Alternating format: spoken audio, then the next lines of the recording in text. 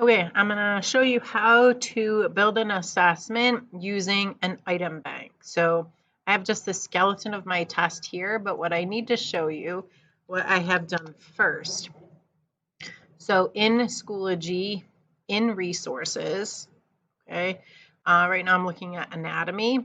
So I have a folder of assessment banks. And in my folder, I have separated it based on content that I covered in that unit. You could separate yours in whatever way makes sense. Like maybe you want just a folder for multiple choice questions, a folder for fill in the blank questions, a folder for matching, and whatever you want, you would add a resource, add an item bank, and then add questions inside there. So if we look at this item bank, for example, you can see I have a variety. There is some matching, multiple choice, true, false.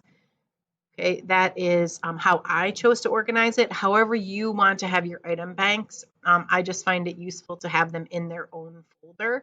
So I just make a folder of assessment banks, and in there, I just add whatever banks I want, okay? Whatever makes sense for you to separate your banks. All right, so now I'm in the test. So let me open up this test so you can see where I am right now. In the setup, I just gave some quick directions. I change so that they're randomly ordered, and then I allow them to do most of these options here. For a test, I always set it to no, they can't view it, and I allow them to take it one time. Okay. Then when we go to the questions here, I give them like a little bit of encouragement. Okay. Before I add the questions, one last thing I want to show you. For right now, if I go to this assessment and I go to edit, just so you can see the settings I have right now. Right now, submissions are disabled. I have a due date because I want students to see the day of the test. But since submissions are disabled, students will not be able to open this assignment. Okay.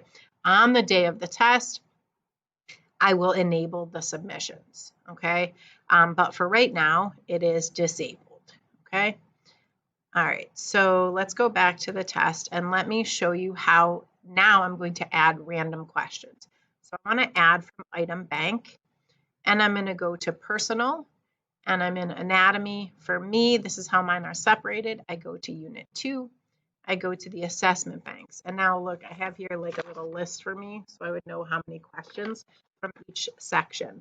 So from the essential questions, I am going to add a randomized, and I'm only going to add one of the questions, but it's going to be worth 6 points. They're rating it as a longer response. So I want to add that, okay? Then I'm going to just click backward right here to this assessment banks, and I'm going to go to the next topic. For higher level questions, I want to add randomized. This one, they're doing 3, and these are worth 3 points. So these are a little bit more, they have to come from their own head. So I'm going to add those items. Then I'm going to go back and I'm going to continue. So my next one is 4 types of tissues. I'm going to add a random set of 3 questions. Those are worth 1 point each. Add those items. I'm going to go to the next one, which is the histology slides. Add the randomized items.